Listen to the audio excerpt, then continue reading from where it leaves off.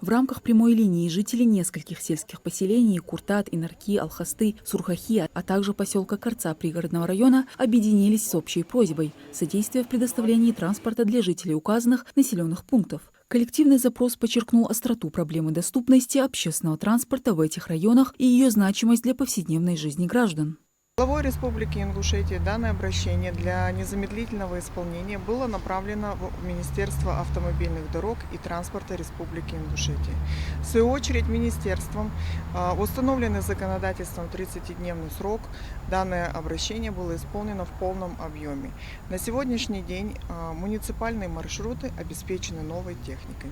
Решение транспортной проблемы стало возможным благодаря оперативному реагированию на федеральном уровне и эффективной работе региональных властей. Ключевым моментом стало выделение средств из Резервного фонда Российской Федерации. Согласно распоряжению правительства РФ, было выделено 250 миллионов рублей на закупку 30 единиц автобусов среднего класса марки ПАЗ «Вектор Next». Эти автобусы предназначены для Ингуш-транспорт и уже активно используются для организации автопассажирских перевозок, в том числе в пригородном районе. Обновленный транспорт уже функционирует, чем довольны пассажиры.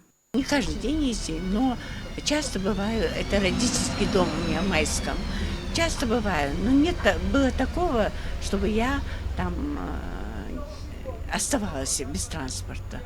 В свое время везде, в свое время, свои часы, свои минуты, всегда он здесь. Прибытие новой техники, проведение технической экспертизы и постановка автобусов на баланс государственного предприятия-перевозчика стали гарантией того, что межмуниципальные и муниципальные маршруты республики будут обеспечены современным надежным транспортом на всех маршрутах. Я езжу на автобусе, очень вовремя бывает автобус, очень чистый, это радует. Стоим максимум где-то 10 минут или даже меньше бывает иногда.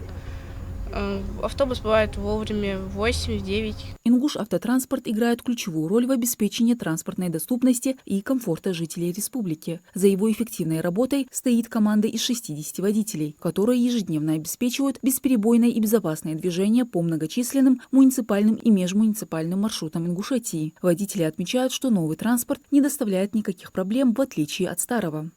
Часто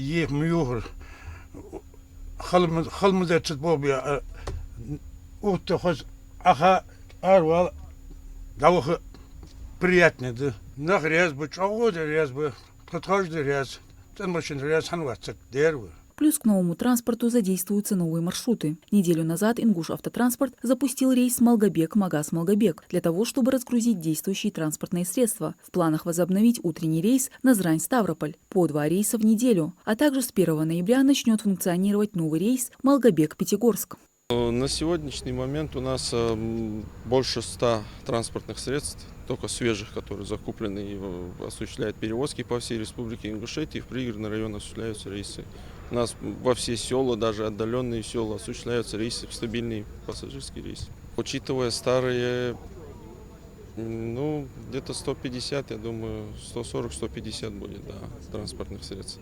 Но это вот только то, что сейчас у нас, это только те маршруты, те автобусы, которые у нас находятся на балансе, на предприятии, на нашем государственном. Также есть у нас еще участники, которые перевозками занимаются. Прямая линия с главой субъекта служит конструктивным диалогом между властью и гражданами. Новые автобусы – это не просто транспорт. Это возможность для жителей сельских поселений легче добираться до работы, учебных заведений, медицинских учреждений, а также для поддержания связи с другими населенными пунктами республики. Мадина Цоро, Абдулла Тангиев, Магас, 24.